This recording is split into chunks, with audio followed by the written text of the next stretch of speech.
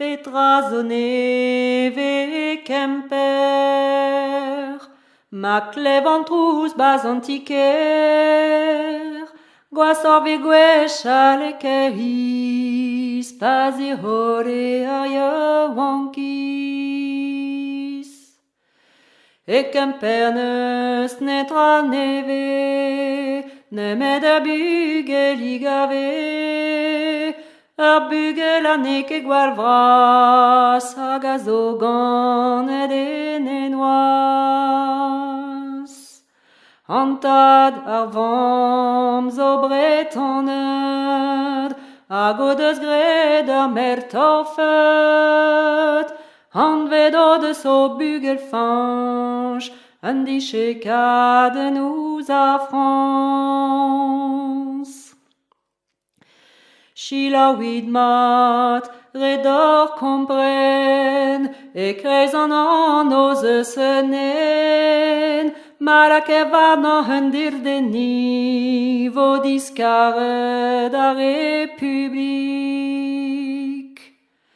A republik al plus kagal, a gwezo va e hemendal, ma skriver nan o brezhoneg, ver mat leje bez a skrivet.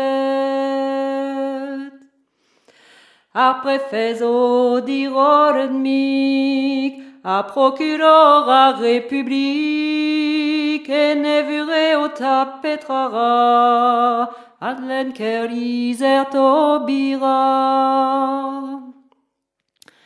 E da vil seitek bretanet, ar stadrar nave fe skrivet, o nan o you e brezonek, red o skriva vel e galek. Brao e dite fanchi bihan, rakaret ou gantad amam, me gant ar stad an anout ket, blanc mour da san o brezonek.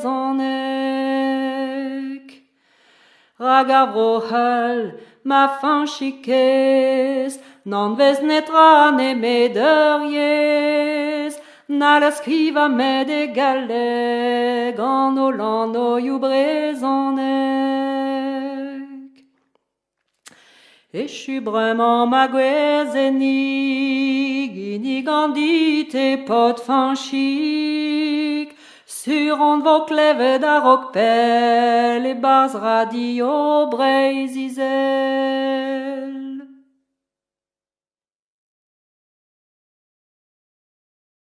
Chilaouid madre d'or kompren, chilaouid madre d'or kompren, e kreiz an oz eus enen, hag un dildent varnen ho, un dildent varnen a zo, un dildent varnen ho, un dildent varnen a zo.